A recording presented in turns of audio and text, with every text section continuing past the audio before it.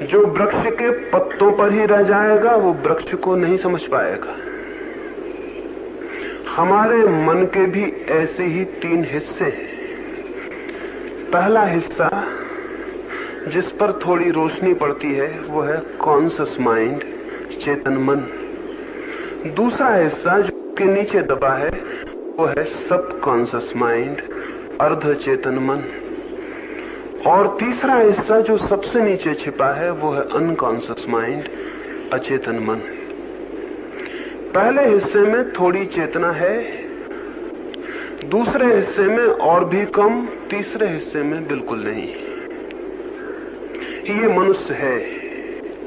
मनुष्य का जो चेतन मन है, जो कॉन्शियस माइंड है, उसमें ही हम में से अधिक लोग जी के समाप्त हो जाते हैं, इसलिए जीवन को नहीं जान पाते हैं। जीवन की जड़ें अनकॉन्शियस माइंड में, अचेतन मन में छिपी हैं। वो अदृश्य है, वो भूमि के नीचे है।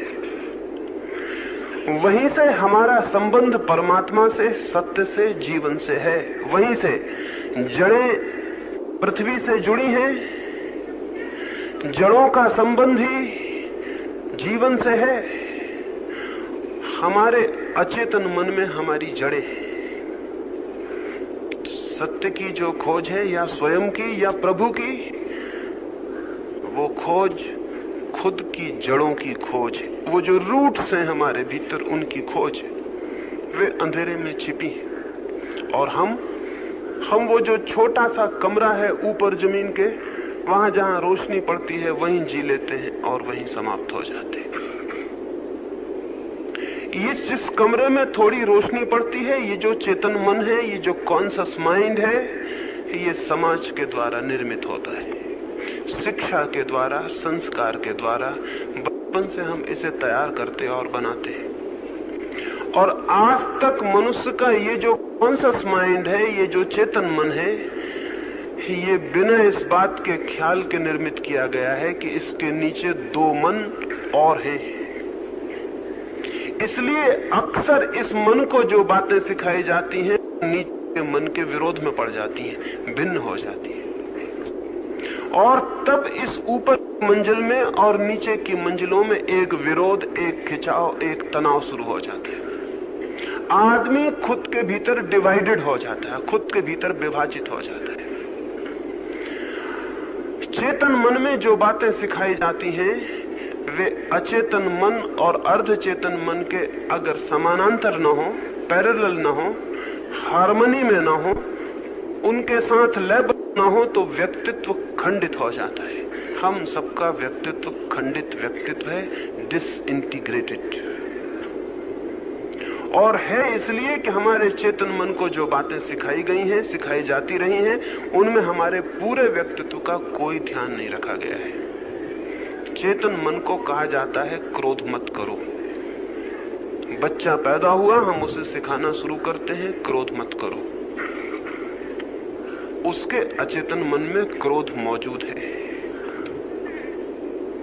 हम उसे सिखाते हैं क्रोध मत करो, उसका ऊपर का मन सीख लेता है क्रोध नहीं करना है, लेकिन भीतर क्रोध मौजूद है।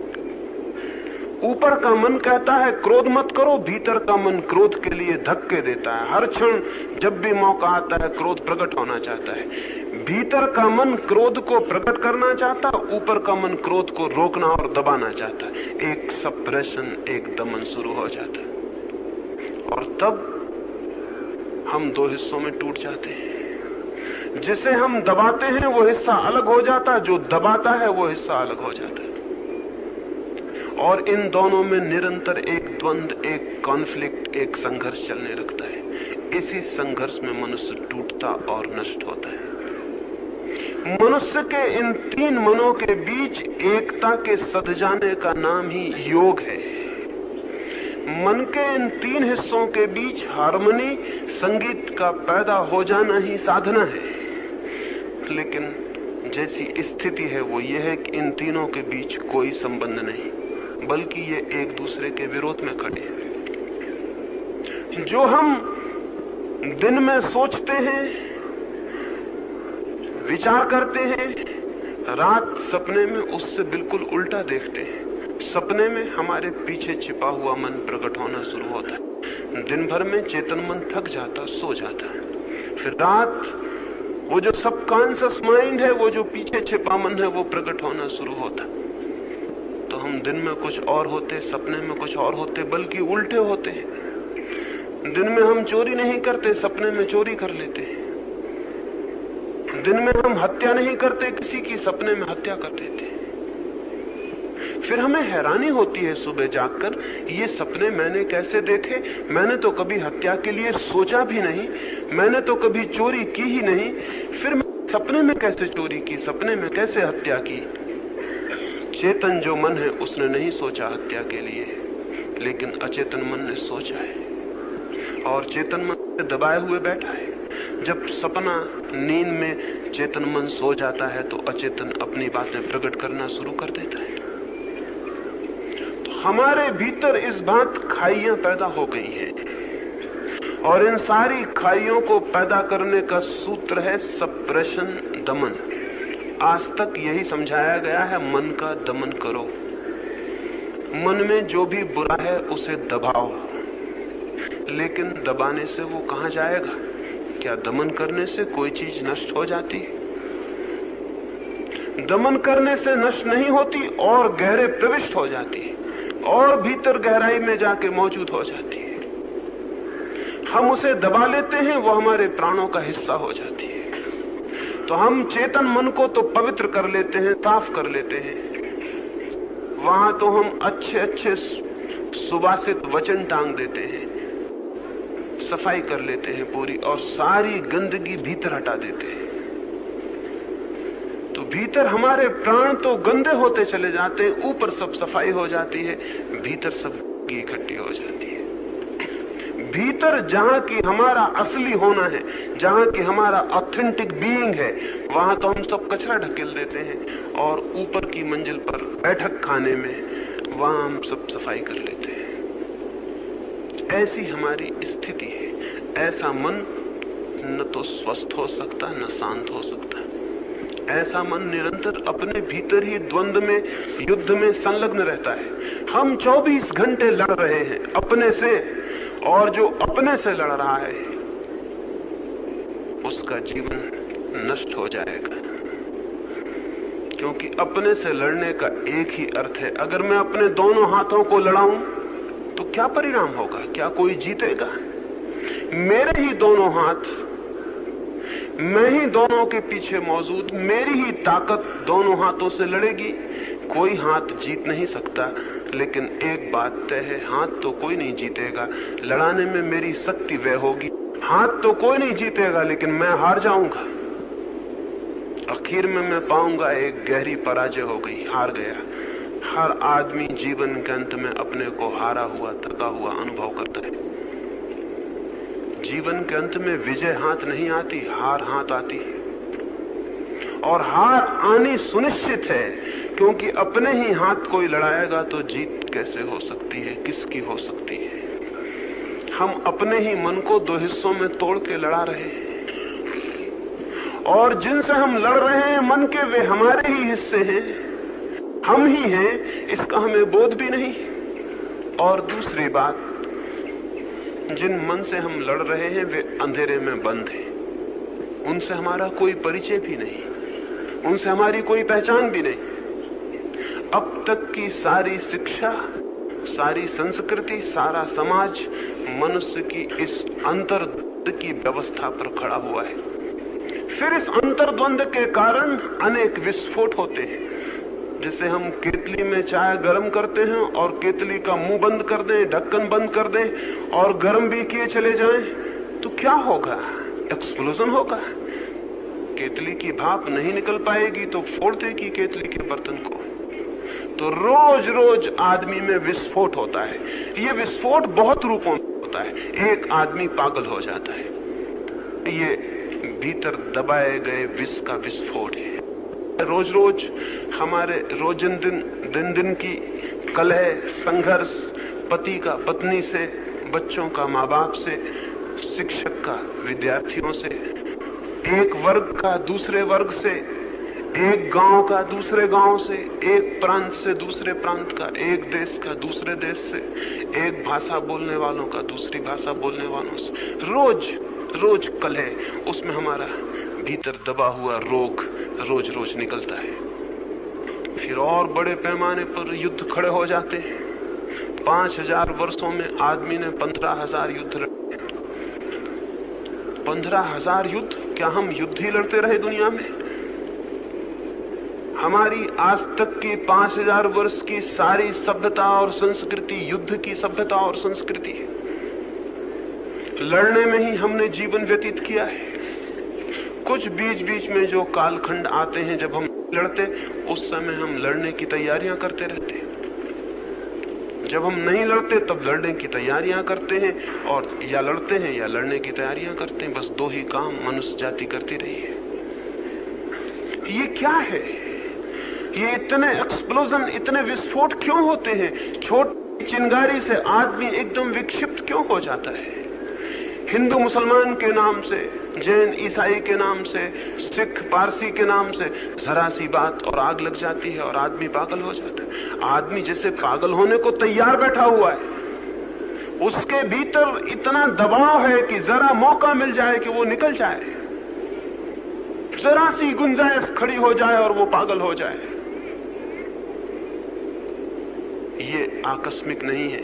ये इतने युद्ध, इतनी कलह, इतना द्वंद्व, ये जैसा मनुष्य है उसके स्वाभाविक परिणाम है। तो चाहे राजनीतिज्ञ चिल्लाते रहें कि युद्ध नहीं होना चाहिए, चाहे साधु सन्यासी समझाते रहें कि युद्ध बहुत बुरा है, लेकिन जब तक मनुष्य का मन सप्रेस्ड है, जब तक मनुष्य के मन में दमन है, तब तक युद्ध बंद नहीं हो सकते। तब तक कोई ताकत युद्ध बंद नहीं कर सकेगी। तब तक कलह बंद नहीं हो सकती है। तब तक जीवन की जो रोज रोज का संघर्ष है वो बंद नहीं हो सकता है। एक तरफ से हम संघर्ष को बंद करेंगे, दूसरी तरफ से वो निकलने का रास्ता खोज लेगा, क्योंकि भीतर हम उबलते हुए ज्वालामुखी पर बैठे हैं और उस ज्वालामुखी से हमारा कोई नहीं। हम ज्वालामुखी पर अच्छी बढ़िया सोफा लगा के आराम से बैठे हुए हैं, और नीचे ज्वालामुखी धधक रहा है, और हम अपने सोफे को सजा रहे हैं, डेकोरेट कर रहे हैं अपने मकान को, और नीचे ज्वालामुखी धधक रहा है। हम ऊपर से सजाते रहते हैं, भीतर आग भभक रही है। ये स्थिति में उस आग को हम दबाते चले जाएं तो हम टूटेंगे और अपने को नष्ट करेंगे। आज तक मनुष्य ने यही किया है। क्या आगे भी मनुष्य को यही करना है, या कि हम एक नए मनुष्य को जन्म दे सकते हैं जिसका मन दमन पर आधारित न हो? लेकिन हम डर जाएंगे। हम कहेंगे अगर हम दमन ना करें अपने मन का, तो दमन करने में तो हम कभी पागल होंगे, ठीक है, लेकिन दमन ना करें तो इसी वक्त विस्फोट हो जाएगा। अगर हम दबाएं ना अपने को, तो हमारे भीतर तो इतना जहर, इतने सांप बिच्छू मालूम पड़ते हैं, इतना क्रोध, इतना सेक्स, इतनी वासना, इतना लोभ, इतनी ईर्ष्या मालूम पड़ती है। अगर ना दबाएं तो हम तो अभी सब निकल पड़ेगा। फिर क्या होगा? दबाना नहीं है, लेकिन कुछ और करना है। करना यह है कि मन के ऊपर का जो हिस्सा चेतन है, जो कॉन्शस है, जहां प्रकाश है, उस प्रकाश को मन के उन हिस्सों में भी ले जाना है जहां अंधकार है। पूरे मन को प्रकाशित कर देना है, पूरे मन में दिया जला देना है, होश का, ज्ञान का। अभी थोड़े से जगह में प्रकाश हो रहा है, दिए की ज्योति को और बड़ा करना है, ताकि पूरे मन के तीनों मंजिलें, वो जो 3 स्टोरीड आदमी है, वो तीनों मंजिलों में प्रकाश पहुंच जाए। सबसे पहला काम प्रकाश पहुंचाना है। जैसे ही प्रकाश पहुंचना शुरू होता है, मन में एक ट्रांसफॉर्मेशन शुरू हो जाता है। आपको शायद ख्याल भी ना हो, सूरज निकलता है, सूरज के निकलते ही पृथ्वी पर एक परिवर्तन शुरू हो जाता है। जो कलियां बंद थीं वे खिलने लगती हैं, जो सुगंध छिपी थी वो प्रकट होने लगती है। जैसे ही प्रकाश सूरज का पृथ्वी पर उतरता है, सारा प्राण जो सोया हुआ था वो जागने लगता है। वृक्ष, पौधे, पशु पक्षी जो सोए थे वे उठकर गीत गाने लगते हैं, वे जीवंत हो उठते हैं। सूरज की रोशनी के आते ही पृथ्वी दूसरी हो जाती है। सूरज की रोशनी के हटते ही, अंधकार छाते ही पृथ्वी मूर्छित हो जाती है, सब सो जाता है। पौधे, पशु पक्षी, आदमी सब मूर्छित हो जाते हैं। सूरज के उगते ही मूर्छा टूटनी शुरू हो जाती है, जागरण आना शुरू हो जाता है, प्रभात हो जाती है। मन की 2 मंजिलों में कभी प्रकाश नहीं पहुंचा है, वहां एकदम गहरी मूर्छा है, वहां सब सोया हुआ है, वहां एकदम घना अंधकार है। उस घने अंधकार में सांप बिच्छुओं ने डेरे डाल लिए हैं, पतंगों ने घर बना लिए हैं, मकड़ियों ने जाले बुन लिए हैं। वहां सब गंदा हो गया, वहां के द्वार कभी नहीं खुले, वहां बहुत दुर्गंध इकट्ठी हो गई और हम ऊपर से दमन करते चले जाते हैं सारे कचरे को। वहां सारा कचरा इकट्ठा हो गया। मनुष्य का प्राण इससे भारी और बोझिल और मूर्छित है। वहां रोशनी ले जानी है, वहां प्रकाश ले जाना है। प्रकाश ले जाया जा सकता है, उस प्रकाश के ले जाने की विधि का नाम ही धर्म है। कैसे हम चित्त की गहराइयों में रोशनी ले जा सकें, कैसे वहां प्रकाश पहुंचा सकें कि वहां अंधकार का राज्य समाप्त हो जाए और हमारे सारे प्राण आलोकित हो उठे। उस प्रकाश के पहुंचते ही चित्त में परिवर्तन होने शुरू हो जाते हैं। उस प्रकाश के पहुंचते ही जो कली थी वो खिल के फूल बन जाती है। उस प्रकाश के पहुंचते ही भीतर जो प्राण सोए थे वे जाग उठते और जागरण के साथ अंतर शुरू हो जाता है। जागरण ट्रांसफॉर्मेशन है। कैसे हम चित्त में ले जाएं जागरण को, होश को, अवेयरनेस को, कैसे हमारे पूरे प्राण जागे हुए हो जाएं। और जिस दिन पूरे प्राण जग जाते हैं उस दिन प्राणों में एक संबंध स्थापित हो जाता है। फिर मनुष्य 3 हिस्सों में खंडित नहीं रह जाता, फिर वो एक भवन बन जाता है पूरा। और जो मनुष्य एक भवन बन जाता है उसके भीतर फिर कोई द्वंद्व नहीं, कोई कलह नहीं, उसके भीतर एक शांति स्थापित हो जाती है। इसलिए सर्वाधिक मूल्यवान जीवन का सूत्र चित्त के अंधेरे कक्षों में रोशनी के ले जाने का है। उस संबंध में ही आज की सुबह हमें बात करनी है। कैसे हम चित्त में प्रकाश को ले जा सकते हैं। थोड़ा सा प्रकाश मौजूद है। अगर उतना प्रकाश मौजूद ना हो तो फिर हम कुछ भी नहीं कर सकते हैं, लेकिन थोड़ा प्रकाश मौजूद है। हमारे मन का एक कोना थोड़ा सा दिया जला हुआ है, वहां रोशनी हो रही है।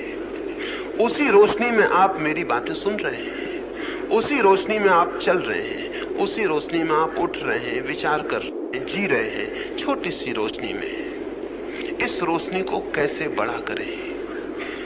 इस रोशनी को बड़ा करने के दो उपाय। एक तो इस रोशनी का अभी हम एक ही उपयोग कर रहे हैं बाहर के जगत को देखने में। घर के बाहर दिया लिए बाहर की दुनिया को देख रहे हैं। बाहर दुनिया को हमने खूब देखा। इस रोशनी के थोड़े से प्रयोग ने बाहर की दुनिया में बहुत कुछ नष्ट कर दिया। इस रोशनी के बाहर के प्रयोग ने साइंस को जन्म दे दिया। हमने पदार्थ के नियम खोज लिए, हमने पदार्थ के भीतर छिपे हुए रहस्य खोज लिए, हमने जीवन के बाहर के जीवन पर विजय पाने में बड़ी दूर तक सफलता पा ली। विज्ञान की सारी कथा इस छोटे से कॉन्शियस माइंड का बाहर के जगत में इम्प्लीमेंटेशन है, बाहर के जगत में प्रयोग है। विज्ञान की सारी कथा इस छोटे से कॉन्शियस माइंड की, जो छोटा सा चेतन मन है, इसके हमने पदार्थ में प्रयोग किया है। इतनी बड़ी दुनिया खड़ी हो गई विज्ञान की। हम पदार्थ में प्रवेश करते गए और हमने अणु को और अणु के भी गहरे न्यूट्रॉन, इलेक्ट्रॉन को जाके खोज लिया।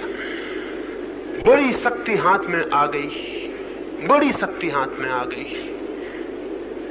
इसी चेतना का प्रयोग बाहर न करके भीतर भी किया जा सकता है। जो लोगों ने बाहर प्रयोग किया वे अणु तक पहुंच गए, जो आदमी भीतर प्रयोग करता है वो आत्मा तक पहुंच जाता है। रोशनी है, दिया यही है। घर के बाहर रोशनी करते हैं तो रास्ता दिखाई पड़ता है, घर के भीतर करते हैं तो घर के कष्ट दिखाई पड़ते हैं। ध्यान इस रोशनी को भीतर ले चलने का ही प्रयोग है। आंख बंद करके हम भीतर जागने की कोशिश करते हैं। एक वैज्ञानिक क्या करता है? वैज्ञानिक बाहर के फिनोमिना को, बाहर की घटना को ऑब्जर्व करता है, निरीक्षण करता है। अपनी प्रयोगशाला में बैठकर आंखें गड़ाकर सब तरह से जागकर निरीक्षण करता है क्या हो रहा है। पानी को उबाल रहा है, गर्म कर रहा है तो देख रहा है कितनी डिग्री पर जाकर पानी गर्म होकर बनता है, उसका निरीक्षण कर रहा है, ऑब्जर्वेशन कर रहा है। ठीक इसी भांति मन की प्रयोगशाला में द्वार बंद करके भीतर बैठकर निरीक्षण करना है कि वहां क्या हो रहा है। क्रोध कितनी डिग्री पर जाके भाप बन जाता है, क्रोध कितनी डिग्री पर जाके विस्फोट कर लेता है। क्रोध क्या है, क्रोध की गति क्या है, विचार क्या है, विचार कैसे चलता है, कैसे उठता है, कैसे गिरता है, स्मृति क्या है, मेमोरी क्या है, कैसे स्मृति बनती है, प्रेम क्या है, कैसे जन्मता है, घृणा क्या है, कैसे भीतर उठती है, फैलती है, उसका विष कैसे पूरे प्राणों को भर लेता है।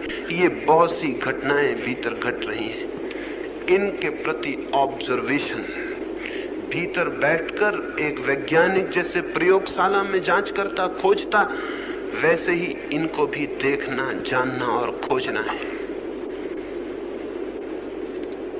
धर्म आत्मा का विज्ञान है। मनुष्य को, जो साधक है, अपने मन को एक प्रयोगशाला बनानी है और वहां निरीक्षण की सारी शक्ति को ले जाकर देखना है कि मन में क्या हो रहा है, मन क्या है, ये मन की प्रोसेस क्या है, ये मन की प्रक्रिया क्या है। आपके मन में क्रोध उठता है, कभी आपने एकांत कोने में बैठ के देखने की कोशिश की है कि क्या है ये क्रोध? नहीं, आपने दो काम किए होंगे। या तो क्रोध उठा तो जिस पर उठा उस पर आप टूट पड़े होंगे, और या अगर आप धार्मिक और अच्छे आदमी हैं तो आप क्रोध को पी गए होंगे। बस ये दो काम किए गए, दोनों ही काम फिजूल हैं। क्रोध में किसी के ऊपर टूट पड़ने से क्रोध नहीं जाना जा सकता, क्रोध को पी जाने से भी क्रोध नहीं जाना जा सकता। दोनों ही स्थितियों में निरीक्षण नहीं होता। निरीक्षण का तो अर्थ है क्रोध उठे, एक बड़ा अवसर आ गया, बहुमूल्य, खुद की शक्ति को जानने का एक कीमती क्षण आ गया। सामान्यतया क्रोध सोया रहता है, जाग गया, उससे पहचान हो सकती है इस समय। उस समय द्वार बंद कर लें, किसी कोने में बैठ जाएं और आंख बंद करके ऑब्जर्व करें, निरीक्षण करें क्या है ये क्रोध, कहां से ये उठता, क्यों ये उठता, कैसे ये चित्त को पकड़ लेता, बांध लेता, पागल कर देता। इस पूरी प्रक्रिया को, इस पूरी प्रोसेस को क्रोध के जन्म से लेकर क्रोध के युवा होने तक देखें, सिर्फ देखें। लेकिन देखने में एक कठिनाई है। बचपन से हमें सिखा दिया गया क्रोध बुरा है। जिसको हम बुरा मान लेते हैं उसे देखने को राजी नहीं होते। भूल हो गई है इस बात से। क्रोध बुरा है, इसलिए जो चीज बुरी है उसको देखें कैसे। उसके प्रति हमारे मन में कंडेमनेशन, निंदा है। निंदा की वजह से हम देखते नहीं। शत्रु को कोई देखता है ठीक से? शत्रु दिखाई पड़ता है तो हमारी आंखें दूसरी तरफ फिर जाती हैं।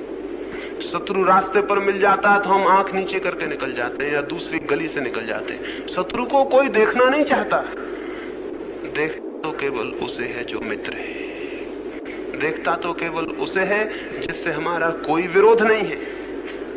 तो चित्त के दर्शन में, चित्त के ऑब्जर्वेशन में हमारी शिक्षाओं ने, हमारी तथाकथित नैतिक शिक्षाओं ने, मॉरल टीचिंग्स ने बड़ा उपद्रव खड़ा कर दिया है। क्रोध बुरा है, शत्रु है, फिर उसे देखेंगे कैसे? मैं आपसे निवेदन करता हूं, आपके चित्त में कुछ भी आपका शत्रु नहीं है, सब आपका मित्र है। और अगर आप पाते हैं कि कोई शत्रु है तो वो केवल इस बात का सबूत है कि आप उसका सम्यक उपयोग करने में असमर्थ रहे हैं। उसका ठीक ठीक उपयोग आप नहीं कर सके, इसलिए वो शत्रु मालूम पड़ रहा है। जिस दिन आप उसे पूरा जानेंगे और पहचानेंगे, आप हैरान हो जाएंगे। आप पाएंगे ये तो मेरी शक्तियां हैं, शत्रु इनमें कोई भी नहीं। लेकिन हम अपरिचित होते हैं मित्र से भी तो वो शत्रु मालूम पड़ता है, परिचित होते हैं तो वो मित्र मालूम पड़ता है। परिचित होना है, पूरी तरह से पहचान करनी है भीतर क्या है। तो एक तो निरीक्षण के लिए ये भावना छोड़ देनी एकदम आवश्यक है कि कोई चीज बुरी है, कोई चीज अच्छी है। अभी तो हम अपने चित्त से परिचित नहीं, हमें पूरे चित्त से ही परिचित होना है, चाहे जो भी हो, अच्छा हो या बुरा। हमें पूरे टोटल माइंड से एक दफे परिचित हो जाना जरूरी है। तो क्रोध को जब उठे तो निरीक्षण करें, और निरीक्षण करेंगे तो हैरान हो जाएंगे। निरीक्षण करते ही बहुत अद्भुत तथ्य दिखाई पड़ने शुरू हो जाएंगे, लेकिन हमने कभी निरीक्षण किया नहीं है। या तो हम क्रोध से लड़े हैं और या क्रोध से हार गए और क्रोध के बस हो गए हैं। ये दोनों स्थितियां शुभ नहीं है, ये दोनों स्थितियां साधना में ले जाने वाली नहीं है।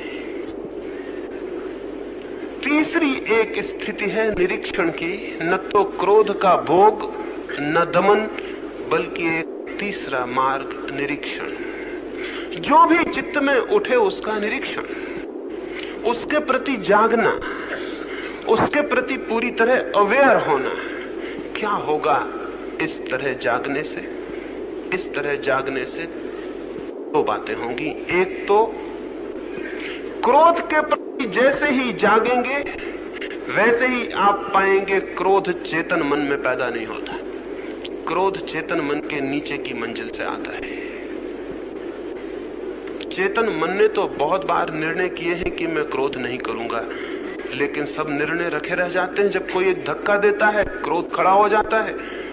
पता नहीं चलता कि मैंने निर्णय किया था, कसम खाई थी, व्रत लिया था, क्रोध नहीं करना है। मेरे निर्णय, मेरी कस्में कहां गई? वे जिस मन ने ली थी, क्रोध वहां से नहीं आ रहा, क्रोध बहुत नीचे से आ रहा। उस मन को आपके व्रत का कोई भी पता नहीं है।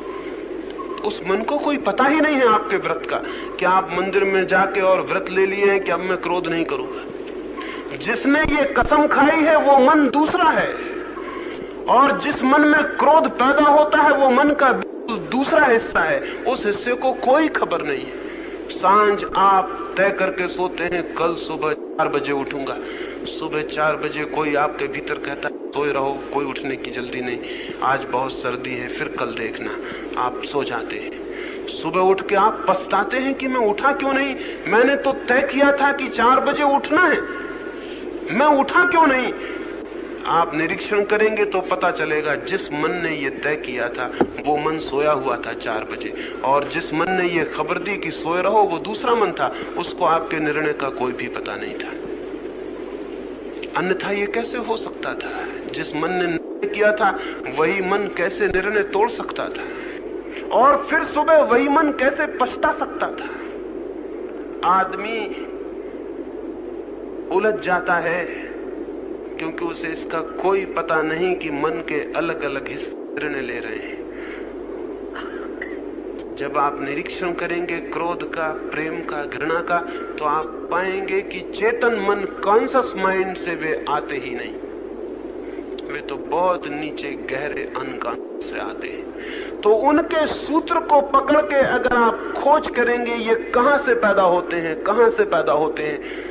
अगर हम एक वृक्ष की शाखाओं को पकड़ के खोज करने निकलेंगे ये वृक्ष कहां से पैदा होता है, तो आज नहीं कल आपको जमीन खोदनी पड़ेगी और जड़ों तक पहुंचना पड़ेगा। आपकी खोज जारी रहेगी तो आपको अनअर्थ करना पड़ेगा, भूमि अलग हटानी पड़ेगी, और तब आप पाएंगे कि दिखाई नहीं पड़ती थी जड़ें, वृक्ष वहां से आते हैं। तो जब आप क्रोध की, प्रेम की, ईर्ष्या की खोज में निकलेंगे अनुसरण करेंगे तो आप धीरे धीरे धीरे पाएंगे कि आप कॉन्शियस माइंड से हटके अनकॉन्शियस में पहुंचने शुरू हो गए।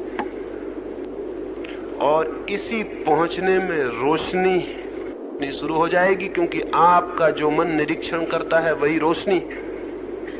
तो जब आप पीछा करेंगे, एक आदमी अगर अपने घर में एक चोर का पीछा करे दिए लेकर, तो चोर जहां छिपा होगा अंधेरे कोने में, वहां खुद भी पहुंच जाएगा और साथ में दिया भी पहुंच जाएगा।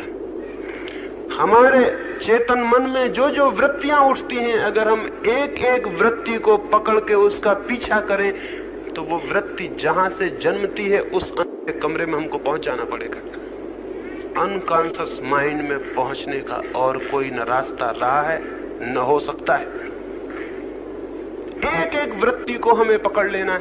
एक कमल का फूल एक तालाब पर खिला है, फूल ऊपर दिखाई पड़ता है, उस फूल के नीचे कहां से वो फूल आया है, कहां उसकी जड़ें हैं, वो कुछ भी दिखाई नहीं पड़ता, सिर्फ फूल दिखाई पड़ता है।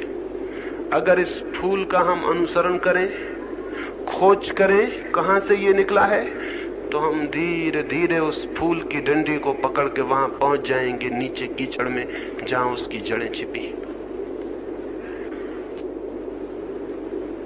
क्रोध तो ऊपर आया हुआ फूल है, प्रेम भी ऊपर आया हुआ फूल है, ईर्ष्या भी ऊपर आया हुआ फूल है। इसको हम पकड़ लें और इसके पीछे चलना शुरू करें, इसके पीछे उतरते चलें तो धीरे धीरे धीरे धीरे हम वहां पहुंच जाएंगे जहां इसकी जड़ें, जहां से ये पैदा हुआ है। तो मनुष्य अगर अपनी वृत्तियों का अनुसरण करे, दमन नहीं, चित्त वृत्ति का दमन नहीं, चित्त वृत्ति का अनुसरण, चित्त वृत्ति का पीछा, चित्त वृत्ति के पीछे पीछे जाए तो धीरे धीरे धीरे धीरे वो अपने गहरे अचेतन मनों की तलों तक पहुंच जाएगा। और उसके साथ ही निरीक्षण के साथ वो रोशनी पहुंच जाएगी जो देखती है। और आपको पता है कि अगर आप जड़ पहुंच जाएं किसी चीज के तो कितनी आसान बात है।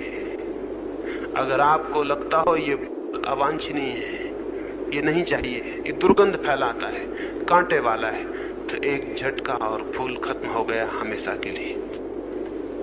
लेकिन ऊपर से आप फूल को काटते रहें, रोज 1000 बार काटें, आप जितनी बार काटेंगे उतनी बार एक डंडी की जगह 2 डंडियां निकल आएंगी।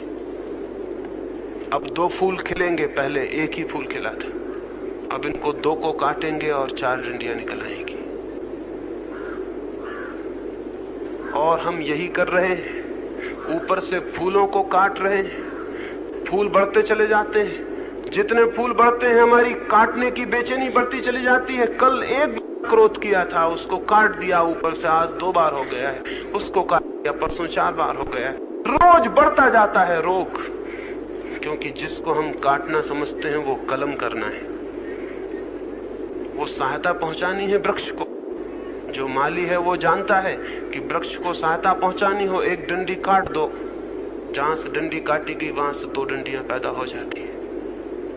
हम कदम कर रहे हैं अपने मन की। लेकिन जो आदमी पीछे जाएगा और जड़ों तक पहुंच जाएगा, अगर उसे लगता है कि जो फूल आया है ऊपर वो वांछनीय नहीं है, तो एक छोटा सा हल्का धक्का और जड़ें खत्म हो जाती हैं और फिर फूल कभी भी नहीं आते। चित्त को बदलना हो, ऊपर से जो कलम चलती रहती है नैतिक आदमी की, उससे कभी कोई आदमी नहीं बदलता। नैतिक आदमी ऊपर से कलम करता रहता है और इसलिए मुसीबत में पड़ता चला जाता है। धार्मिक आदमी ऊपर से कलम नहीं करता, अपरूट करता है, जड़ों को उखाड़ के फेंक देता है। ये काम एक ही बार में हो जाता है और कलम करने का काम जिंदगी भर चलता है। ये काम एक ही बार में हो जाता है, जड़ उखड़ जाती है, बात खत्म हो जाती है। लेकिन अगर हम ऊपर ही ऊपर सारा उपद्रव करते रहें तो हम परेशान भी बहुत हो जाते हैं, मामले बदलते भी नहीं, आदमी वही का वही बना रहता। आप खोजें अपने अंदर, आप साल भर पहले जो आदमी थे, आदमी आप आज भी हैं। साल भर में आपने कितनी कलम नहीं की होगी अपनी, न मालूम क्या क्या छोड़ा होगा, ये किया होगा, वो किया होगा। आप अपने 30 साल लौट के देखें, आप भीतर पाएंगे आप वही के वही आदमी। पूरी जिंदगी आदमी करीब करीब वही का वही बना रहता है। ऊपर थोड़े बहुत फर्क हो जाते हैं, लेकिन भीतर कोई फर्क नहीं होता है, क्योंकि भीतर हम कभी पहुंचते नहीं। फर्क होगा कैसे? जड़ों तक हम कभी जाते नहीं, तो फर्क होगा कैसे? ये जो जड़ तक पहुंचने का सूत्र है वो है वृत्तियों का निरीक्षण, उनका पीछा, उनका अनुगमन। चाहे तो इसे ही मेडिटेशन कहें, चाहे तो इसे ही ध्यान कहें, चाहे इसे ही कुछ और नाम दे, लेकिन एक चीज को पकड़कर भीतर प्रवेश करना है। किसी चीज के सहारे ही ये प्रवेश हो सकेगा। तो अपना हर आदमी का कोई चीफ कैरेक्टर होता है, हर आदमी की कोई खास बात होती। क्रोध है, घृणा है, द्वेष है, ईर्ष्या है, अहंकार है, कोई भी एक हर आदमी का एक केंद्रीय वृत्ति होती है जिसके इर्द गिर्द सारी वृत्तियां घूमती रहती। तो अपने चीफ कैरेक्टर को, अपनी प्रधान वृत्ति को खोज लें और फिर उसका अनुसरण करें, फिर उसके पीछे उतरना शुरू करें, फिर उसको जितने गहराई तक जा सकें उसके साथ जाने की कोशिश करें और चलने दें ये कोशिश उस दिन तक जिस दिन तक आप वहां न पहुंच जाएं जिसके आगे फिर कोई और गति नहीं है। जहां पहुंच के अंतिम बिंदु आ गया, विराम का, जड़ें आ गई, फिर किसी से आपको पूछना नहीं पड़ेगा कि मैं क्या करूं इस फूल को अलग करने के लिए, इस ईर्ष्या को अलग करने के लिए मैं क्या करूं, इस क्रोध को अलग करने के लिए मैं क्या करूं। ये पूछना नहीं पड़ेगा। आप हंसेंगे और बात खत्म हो जाएगी। वो एक हल्का धक्का, सारी बात बदल जाती है। लेकिन उस हल्के से धक्के पर पहुंचने के पहले चित्त का पीछा करना पड़ता है, और ये पीछा एक अर्थ में बहुत आर्डुअस, बहुत कठिन भी है, क्योंकि बहुत डर लगता है इस पीछा करने में, क्योंकि हम अपनी एक शक्ल बना रखी है। इस पीछा करने में वो शक्ल टूटती है, जितने हम पीछा करते हैं उतनी शक्ल टूटती है। एक आदमी कहता है कि मैं ब्रह्मचारी हूं, अब अगर वो अपने सेक्स का पीछा करेगा तो ये कल्पना उसको छोड़ देनी पड़ेगी कि मैं ब्रह्मचारी हूं। जैसे वो अपनी वासना के पीछे, काम के पीछे, सेक्स के पीछे यात्रा करेगा, वैसे वैसे उसे पता चलेगा कि मैं कितना सेक्सुअल हूं, मैं कितना काम वासना से भरा हुआ हूं, कहां है ब्रह्मचर्य। बल्कि जैसे जैसे भीतर उतरेगा उसको पता चलेगा जिसको मैं ब्रह्मचर्य कहता था वो सब सेक्सुअलिटी थी। एक स्त्री को देख के मैं आंख बंद कर लेता था, वो आंख बंद कर लेना ब्रह्मचर्य नहीं था, आंख बंद करना सेक्स था। नहीं तो आंख बंद करने की कोई जरूरत न थी। एक साध्वी से मैं मिलता था, समुद्र की हवाएं चलती थी। अब समुद्र की हवाओं को कुछ भी पता नहीं कि एक स्त्री बैठी है, एक पुरुष बैठा है। समुद्र की हवाओं ने मेरे चादर को उड़ा के उन साध्वी को स्पर्श करा दिया। वो एकदम बेचैन होकर घबराई, पुरुष का वस्त्र नहीं छूना चाहिए, वो ब्रह्मचारिणी थी। अब समुद्र की निर्दोष हवाएं, उन्हें कोई पता नहीं कि कोई साध्वी बैठ चादर उड़ा के इसको स्पर्श नहीं कराना चाहिए। वे बहुत घबराई। मैंने उनसे पूछा आप घबरा गई हैं? उन्होंने कहा पुरुष का वस्त्र हमें नहीं छूना चाहिए। मैंने उनसे कहा वस्त्र भी पुरुष और स्त्री हो सकते हैं, वस्त्र भी। ये कैसा ब्रह्मचर्य है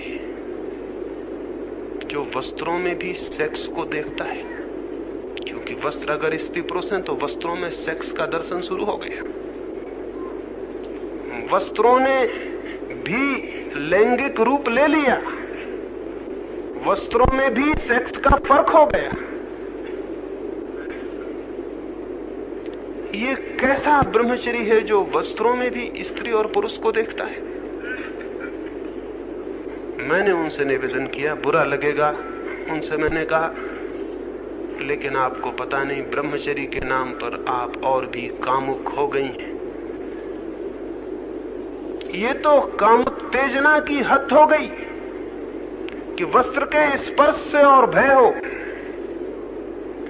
ये भय इस बात की सूचना है कि भीतर पुरुष के स्पर्श को नहीं करना है। इस बात को इतना दबाया है, पुरुष के स्पर्श का स्वाभाविक भाव हो सकता है, उसे इतना दबाया है कि आज पुरुष का वस्त्र भी छू जाए तो वो टेम्पटेशन बन गया, वो प्रेरणा बन गई, वो घबराहट बन गई। तो अगर अब ऐसा ब्रह्मचर्य का व्रत लिया हुआ आदमी या सोचता हुआ कि मैं ब्रह्मचर्य को उपलब्ध हुआ हूं, अगर अपने ब्रह्मचर्य को थोड़ा पीछे उतरेगा तो ठीक ब्रह्मचर्य के पीछे पाएगा कि सेक्स खड़ा हुआ है, तो बड़ा घबराहट, वो वापस लौट आएगा कि ऐसा पीछे जाने में कोई फायदा नहीं, यहाँ पीछे जाने से तो उल्टी बातें पैदा होती। एक बहुत बड़े साधु हैं, बड़े ख्याति नाम, किसी ने मुझे आके कहा कि कोई पैसा रुपया उनके सामने ले जाए तो वो सिर फेर लेते, आंख बंद कर लेते। उन्होंने बड़ी तारीफ के लिए मुझसे कहा था कि वो बड़े परम त्यागी हैं, रुपये को देख के एकदम आंख फेर लेते हैं। मैंने उनसे कहा रुपया इतना निर्दोष है, उसे देखकर आंख फेर बड़ी बीमारी का लक्षण। रुपये में ऐसा क्या है कि आंख फेरी जाए? रुपये की जगह आंख फेरने की जरूरत, और आंख फेरनी पड़ती है तो रुपये में रस है, नहीं तो आंख फेरने की जरूरत नहीं पड़ेगी। और रुपये में बहुत रस है। एक आदमी का रुपया देख के लार टपक जाती है, उसको हम कहते हैं इसको रस है। और एक आदमी आंख फेर लेता है, इसको भी लार टपक जाने का भय है, इसलिए आंख फेरता है। तो आंख फेरने की क्या जरूरत थी? रुपए की ताकत कहां कि तुम्हारी आंख को फेरने के लिए मजबूर करे? बड़े कमजोर हैं कि रुपया देखता है तो आंख फेरनी पड़ती है।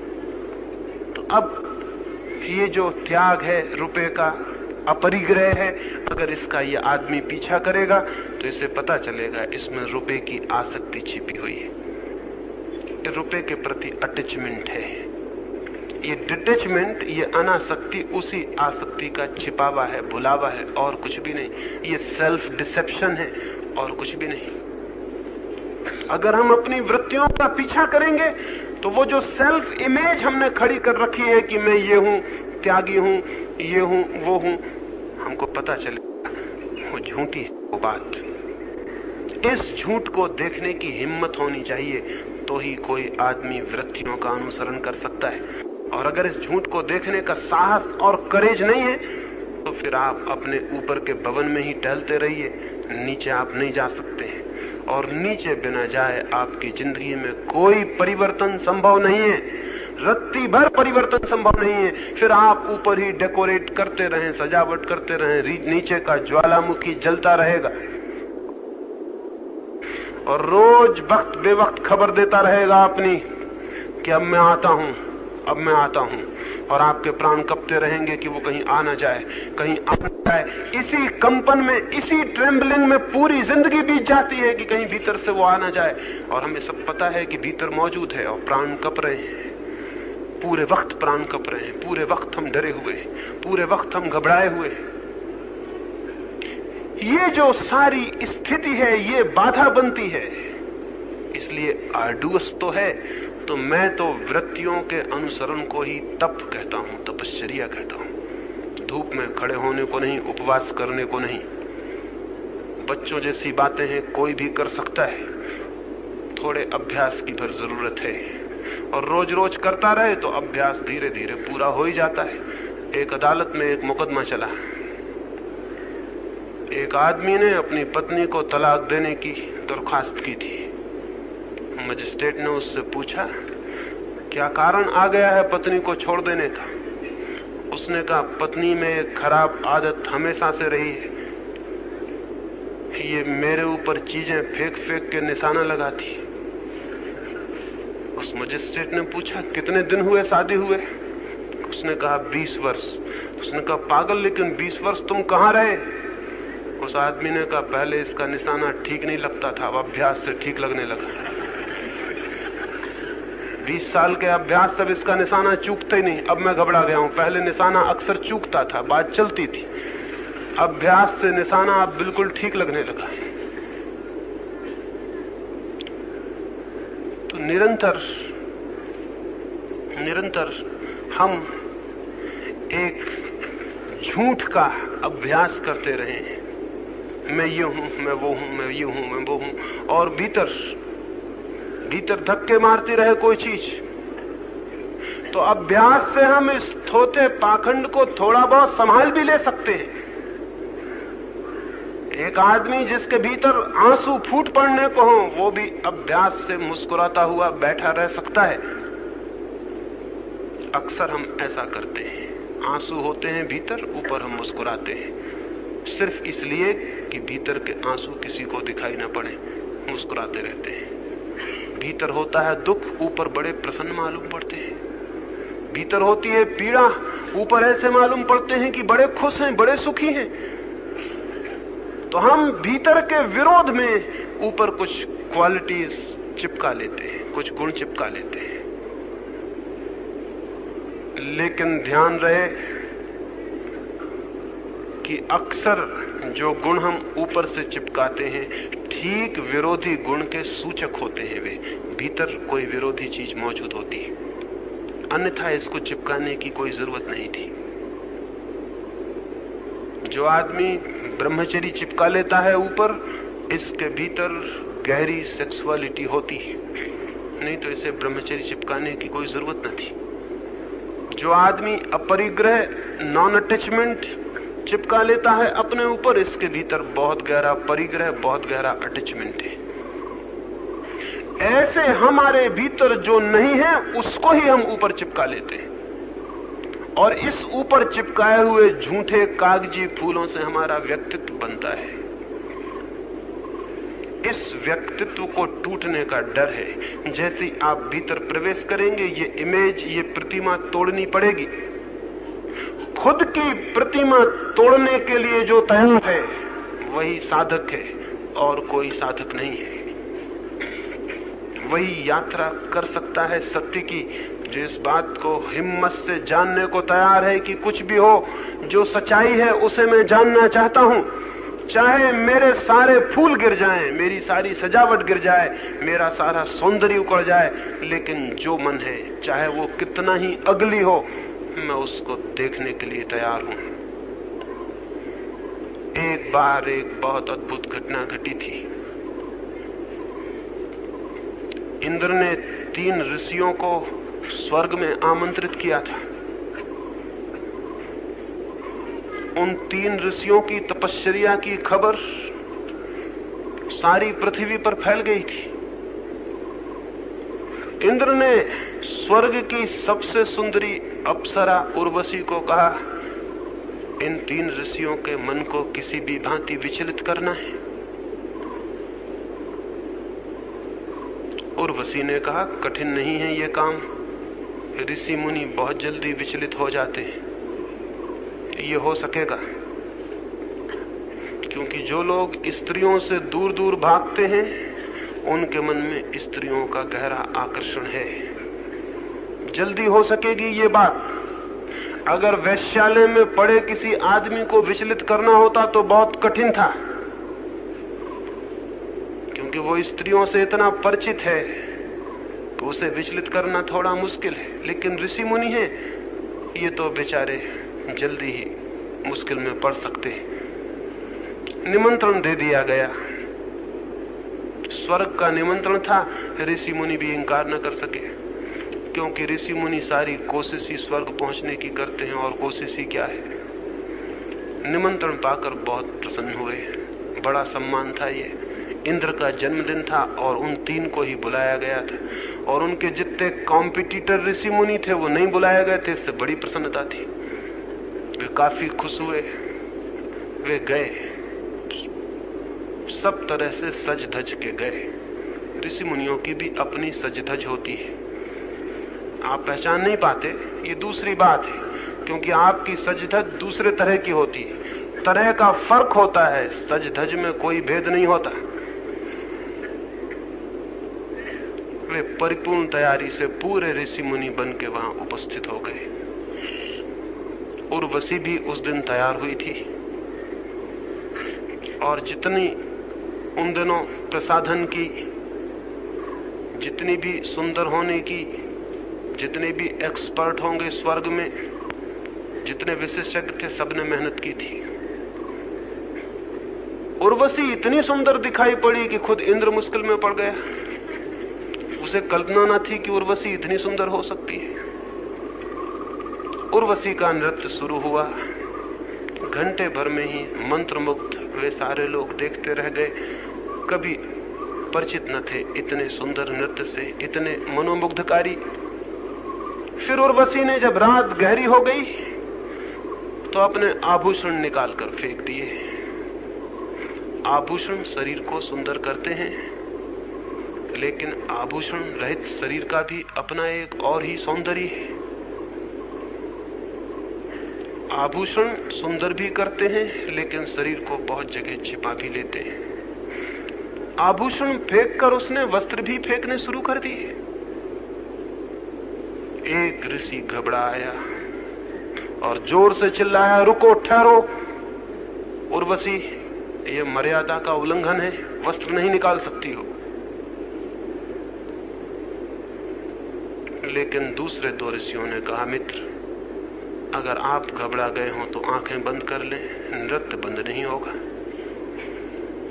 नृत्य को आप कैसे रोक सकते हैं? और किसी को वस्त्र निकालना हो तो भी आप कैसे रोक सकते हैं? आपका हक और अधिकार क्या है? एक हक आपका जरूर है कि आप आंख बंद कर लें, नृत्य चलेगा। और उन्होंने कहा, उर्वशी, नृत्य चलने दो। नृत्य चला। पहले ऋषि ने आंखें बंद कर ली, लेकिन उस बेचारे को पता नहीं था कि खुली आंख फिर भी गनीमत थी, बंद आंख और भी मुश्किल में डाल दी। आंख बंद करने से कहीं उर्वशियां दिखना बंद होती हैं? आंख बंद करने से कुछ भी चीज दिखनी बंद होती है क्या? आंख बंद होने से उर्वशी और सुंदर दिखाई पड़ने लगी। सपने सुंदर होते हैं जागरण से ज्यादा। और सुंदर होकर मन को दिखाई पड़ने लगी, और मन भीतर से धक्के देने लगा ऋषि को कि आंख खोलो। आंख खुली थी तो कम से कम ये उपद्रव नहीं था। मन कहने लगा, आंख खोलो। वो पीछे के अनकॉन्शियस हिस्से कहने लगे, आंख खोलो। पता नहीं उर्वशी ने और भी वस्त्र फेंक दिए हों। आंख खोलो। और ये चेतन मन कहने लगा, आंख कैसे खोली जा सकती है? हाथ पैर कपने लगे। आंख को और जोर से बंद करना जरूरी हो गया। बड़ी ताकत, बड़ी मेहनत उस ऋषि पर पड़ने लगी। वो बड़ी बेचैनी में पड़ गया, बड़ी मुश्किल में पड़ गया। नृत्य थोड़ा आगे गया। उर्वशी ने और भी वस्त्र फेंक दिए। वो करीब करीब नग्न हो गई। एक ही वस्त्र उसके शरीर पर रह गया। दूसरा ऋषि चिल्लाया, अब हद हो गई, ये तो अश्लीलता है, बंद करो, ये नृत्य अब नहीं देखा जा सकता। पहले ऋषि ने कहा, मित्र, भूल गए हमने पहले ऋषि से क्या कहा था? तीसरे ऋषि ने कहा, अब अपनी आंख आप भी बंद कर लो, नृत्य तो चलेगा। नृत्य को रोकने का हक किसे है? आप अपनी आंख बंद कर ले सकते। दूसरे ऋषि को भी आंख बंद कर लेनी पड़ी। नृत्य आगे चलता रहा। आंख बंद करते ही दूसरे ऋषि को पता चला कि कम से कम आंख खुली थी तो उर्वशी एक वस्त्र पहने थी। आंख बंद करते ही ऋषि के मन ने उस वस्त्र को भी निकाल के अलग कर दिया। बहुत घबराया। उर्वशी आंख बंद थी लेकिन नग्न खड़ी थी। जिससे बचने को आंख बंद की थी वही सामने आ गया था। हमेशा यही होता है, जिससे बचने को हम आंख बंद करते हैं वही सामने आ जाता है। आएगा ही, क्योंकि आंख बंद करने में हमने इतना रस जाहिर किया है कि रस निमंत्रण हो गया। आना जरूरी है उसका। दूसरा रिश्ते भी कप रहा है, घबरा रहा है। उर्वशी ने अंतिम वस्त्र भी फेंक दिया। सोचा था अंतिम वस्त्र फेंकते ही तीसरा ऋषि भी घबरा जाएगा, लेकिन उर्वशी भूल में थी। वस्त्र फेंक दिया गया। तीसरा ऋषि देखता रहा। उर्वशी अब घबराई। अब उसके पास फेंकने को कुछ भी न बचा था। अब और नग्न होना असंभव था। अब कुछ था ही नहीं। अब वो नग्न और सीधी और साफ खड़ी थी। अब और उघाड़ने को कुछ बाकी ना बचा था। और ये ऋषि देखे चला जा रहा था। उस ऋषि ने उर्वशी को थका और घबराया हुआ देखकर कहा, और कुछ फेंकना हो तो फेंक दो, अगर ये चमड़ी फेंकनी हो तो चमड़ी फेंक दो, इस केचुल को भी उतार डालो। आज मैं देखने को ही खड़ा हूं कि आखिर में है क्या, मैं पूरा ही देखने को आ गया हूं। उर्वशी उसके पैरों पर गिर पड़ी। उसने कहा, फिर मैं आपसे हार गई, क्योंकि जो पूरा ही देखने को राजी है वो आखिर में पा ही लेगा कि कुछ भी नहीं है। जो पूरा ही देखने को राजी है वो जान ही लेगा कि कुछ भी नहीं है। जो पूरा देखने के पहले रुक जाता है उसका रस भी भीतर रुक जाता है कि शायद कुछ शेष रह गया, उसे और जान लेता, और वो जो शेष रह गया है वही उसके प्राणों की जकड़ हो जाती है। अब आपको हराने का मेरे पास कोई उपाय नहीं, मैं हार गई। उर्वशी पैर पर गिर पड़ी। वो ऋषि नहीं हराया जा सका। क्यों? क्योंकि वो अंत तक देखने को तैयार और साहस किया।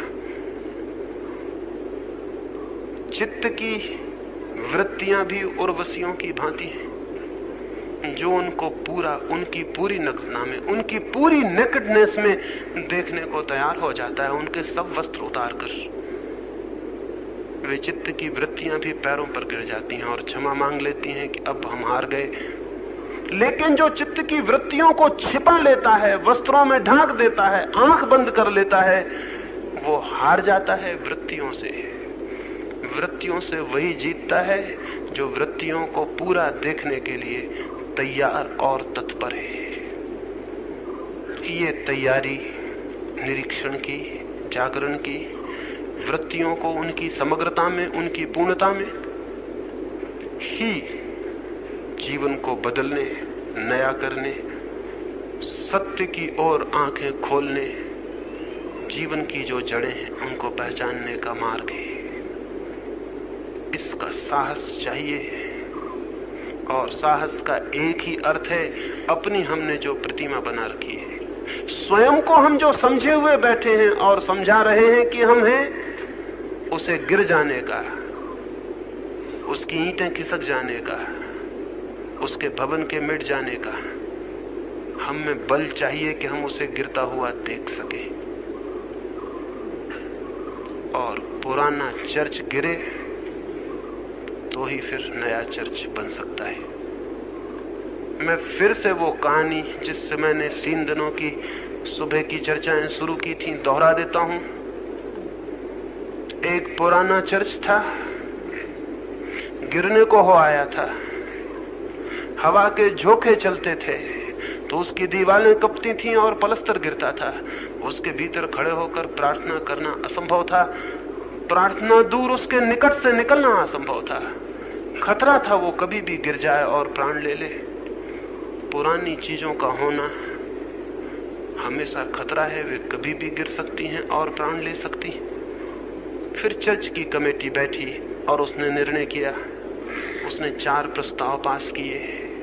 1 कि पुराना चर्च गिरा देना है, 2 कि नया चर्च बनाना है, 3 कि नए चर्च को पुराने चर्च की ईंटों, पत्थरों और सामान से ही बनाना है, और 4 कि जब तक नया चर्च न बन जाए तब तक पुराना चर्च नहीं गिराना।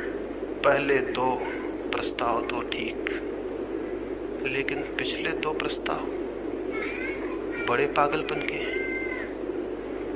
पुराने चर्च की ईंटों से नया चर्च कभी बन ही नहीं सकता, वो पुराना ही होगा, उसका ही मॉडिफाइड रूप होगा।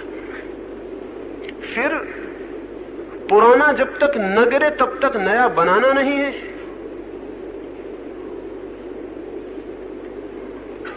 तो नया बनेगा ही नहीं, क्योंकि पुराने की भूमि ही नए के बनने की भूमि भी है। पुराना गिरे तो ही नया बन सकता है। ये जो हमारा मन है, ये जो मन का मंदिर है,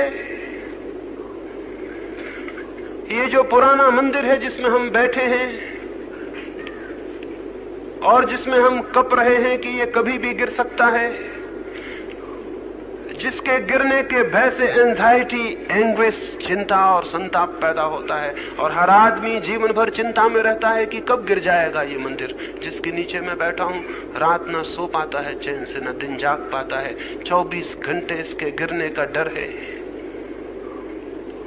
इस डर को जब तक हम जीतेंगे नहीं और इसके लिए राजी ना हो जाएंगे कि इसे खुद ही गिरा दें, तब तक हम नए मंदिर को बना नहीं सकते।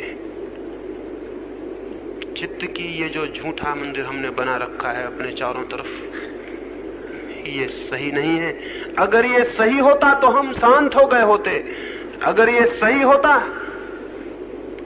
तो हमारा चित्त एक फूल की तरह खिल गया होता। ये सही होता तो हमारे जीवन में सुगंध फैल गई होती। अगर ये सही होता तो हम उसको जान लिए होते जो अमृत है। अगर ये सही होता तो हम उसे पहचान लेते जो जीवनों का जीवन है, जो परमात्मा है। लेकिन ये सही नहीं है और इसको हम संभाल के बचा रखना चाहते हैं, तो जो सही है उसे हम कभी जान भी ना पाएंगे और बना भी नहीं पाएंगे। इसे तोड़ने की हिम्मत होनी ही चाहिए। जो आदमी विध्वंस करने को राजी हो जाता है, वही आदमी सृजन करने में भी समर्थ होता है। डिस्ट्रक्शन, विध्वंस, क्रिएशन का, सृजन का पहला सूत्र है। तो एक इमेज है हमारा, एक प्रतिमा है, उसे गिराने का साहस ही हमें अंतरात्मा के ज्ञान में ले जा सकता है। और ये ज्ञान, निरीक्षण, जागरूकता एक एक वृत्ति के अनुसरण से संभव होता है और फलित होता है। सुबह मुझे इतनी ही बात कहनी थी। अब हम सुबह के ध्यान के लिए बैठेंगे। थोड़े थोड़े फासले पर हम हो जाएं।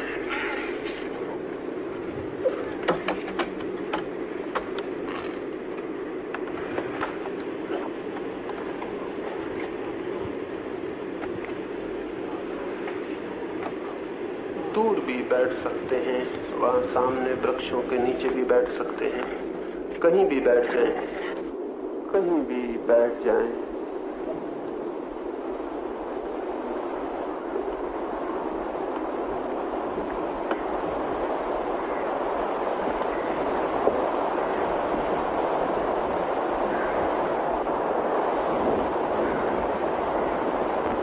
चुपचाप आराम से बैठ जाएं।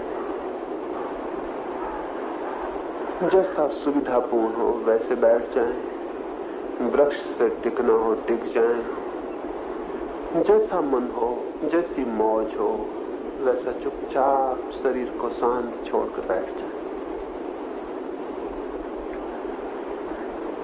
फिर आंख आहिस्ता से बंद कर लें। धीरे से पलक छोड़ दें। अपने आप पलक बंद हो जाए।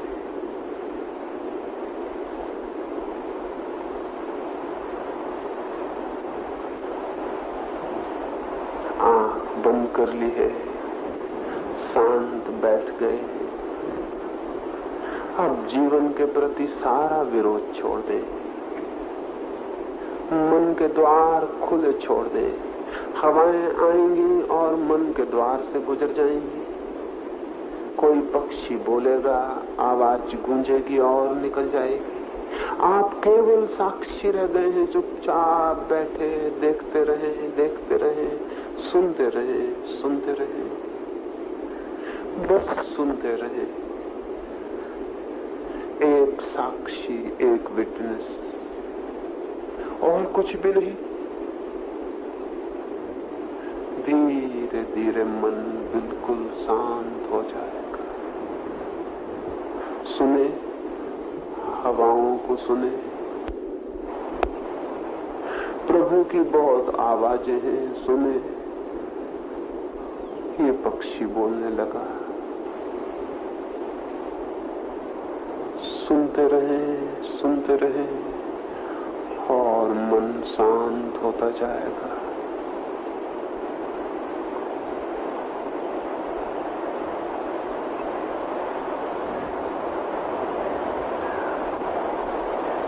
सुनते रहे। 10 मिनट के लिए बिल्कुल सुनते रह जाएं। सब मिट जाएगा। हवाएं रह जाएंगी, पक्षी रह जाएंगे, आप मिट जाएंगे। जगत रह जाएगा, आप नहीं रह जाएंगे। जीवन रह जाएगा, आप नहीं रह जाएंगे। छोड़ दें सब, चुपचाप सुनते रह जाएं। 10 मिनट के लिए सुने।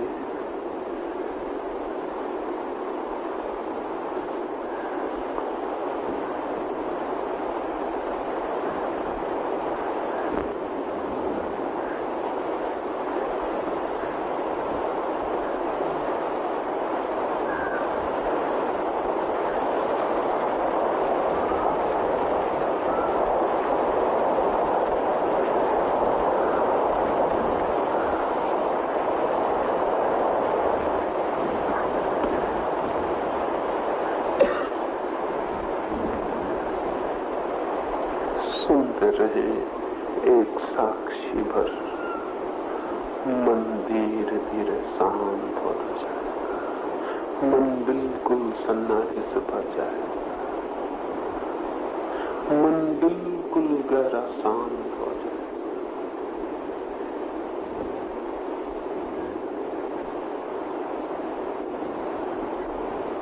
मन शांत हो गया। सुनते रहे।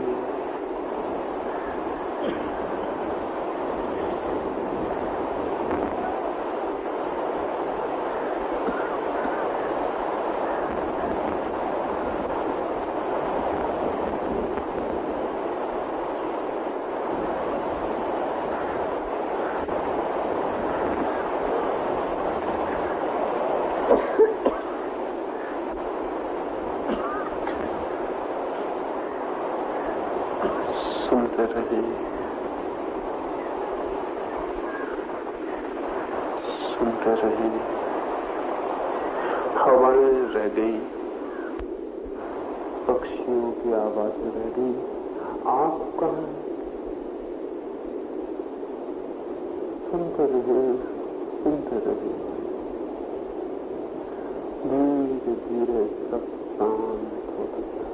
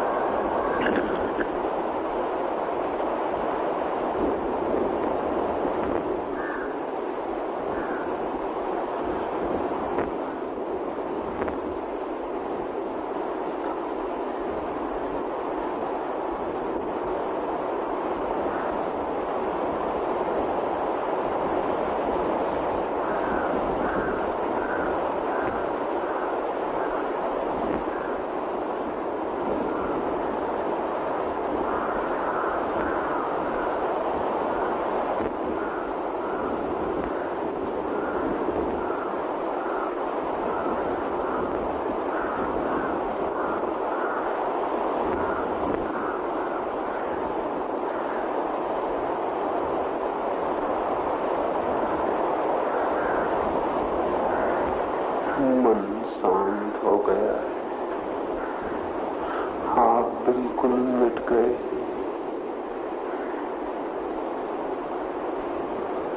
मन शांत हो गया है।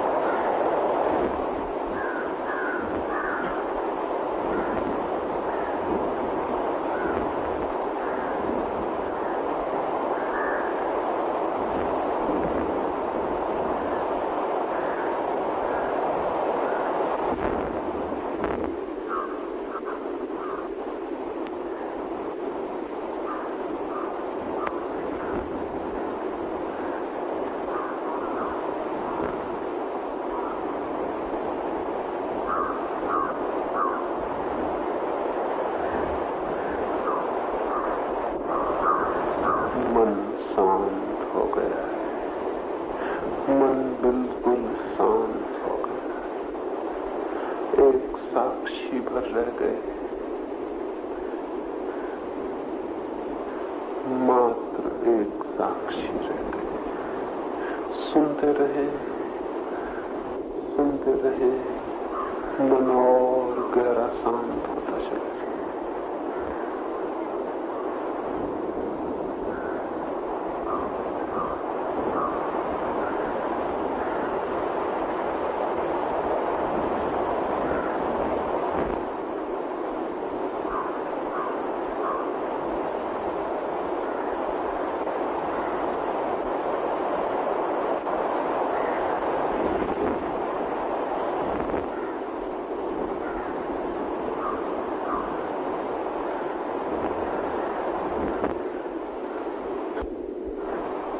पक्षियों की ध्वनियां रह गई, आप मिट गए।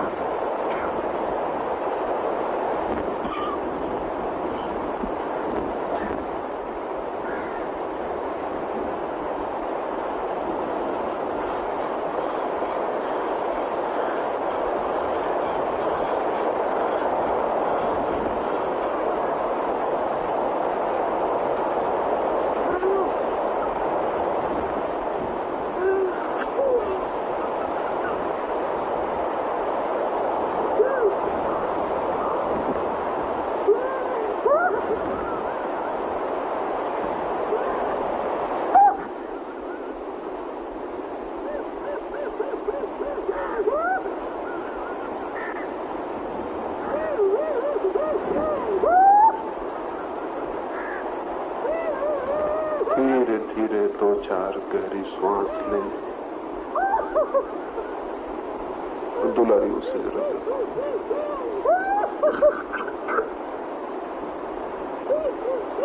धीरे धीरे 2-4 गहरी सांस ले,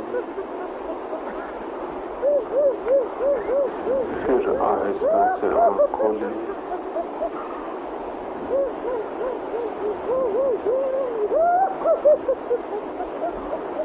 धीरे से आंख खोले।